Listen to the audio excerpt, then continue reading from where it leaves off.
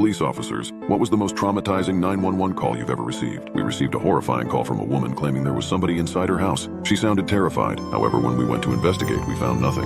Usually this could be easily explained away. The mind of an elderly woman living alone eventually starts deteriorating due to dementia and other issues. Quite sad, really. However, something about this specific incident just felt horribly wrong. This woman was only 24, so the probability of this all being inside her head is extremely unlikely. She also seemed to be terribly distraught by this whole situation. Why would she be acting? We leave her place and tell her to contact us if she sees anything again. I mean, we couldn't really do anything at that point. But we knew this was far from over when we received a call from her the very next day, with her saying the exact same thing. We drive down there and search the house again. We find nothing. Again. Problem is, the house seems different this time, almost as if there were some subtle detail that made it a separate place from the one we were in yesterday. My partner, Beck, says that he noticed it as well, but doesn't quite understand what's wrong. We decide not to say anything about this as we tell Carol that we came up with nothing. However, she tells us to stay. I recorded him, she says. She takes out her phone and tells us to watch the video that she's pulled up. It was footage of her in the house. She's running around, breathing frantically, and then we see him. A large figure covered head to toe in what appears to be a black bodysuit. He lumbers towards the camera as Carol screams and ducks into a room, locking it from the inside. There's a few bangs on the door before we can hear footsteps walking away. We don't know how to react to this footage, but we try anyways. We come to the conclusion that the man must have left once Carol got behind the door.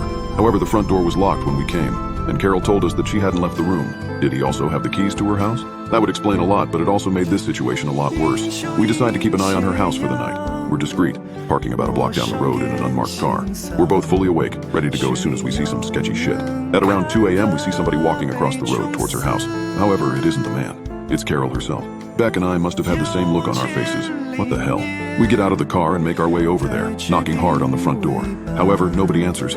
We can see lights flicking on and off intermittently, but we're not sure what that's supposed to mean. Was she trying to tell us to leave? We get a call from dispatch a few moments later. They're telling us that Carol has called 911 again, saying that there are now multiple people in her house. They ask if we need backup. We say yes. Without another moment of hesitation, we force the door open and barge in. The living room lights still flicker on and off, but we see the light switch and nobody is touching it. We call out for Carol, but nobody responds. In fact, the place is dead quiet. I can see the neighboring houses starting to turn on their lights from the commotion. We rush up the stairs and start sweeping each room, but there's nothing. Once again, we search the place inch by inch, but nothing is in here. Not even Carol, who we clearly saw enter a few moments earlier. As I pace around in petrified confusion, Beck speaks up. There's rooms here that shouldn't be. What the hell are you talking about? I ask in response. I've been counting, he says. There were 9 total the last time we came. There are 10 now. You didn't notice it? I forced myself to think hard. Subconsciously, I knew that something was off, but couldn't pinpoint exactly what. However, I eventually realized. The basement. There was only 1 door down there last time. Beck nods. 2 now.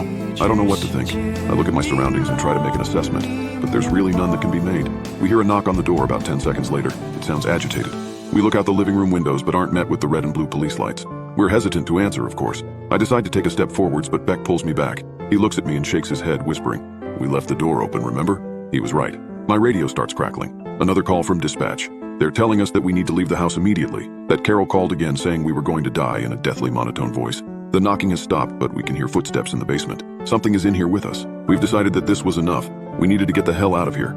As we start descending the steps, we hear a voice coming from the kitchen. Carol comes out, blocking our path to the door. She looks detached, with blank, beady eyes staring right at us. "Did you find him?" she asks without any semblance of emotion in her voice. "I think he might be in the basement. Why don't you go check?" Beck and I are frozen in shock. She just keeps looking at us, gesturing towards the basement door every now and then. The footsteps down there sound like they're running in circles now. We ignore her request, abruptly brushing past her and bolting out of the front door.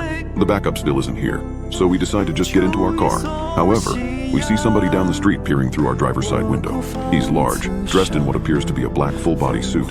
He looks away from the window and directly at us. It's hard to tell from this far, but the suit doesn't seem to have any eye holes. Beck speaks up. "Sir, please step back from the vehicle." His voice cracks in the middle of the sentence. He's terrified.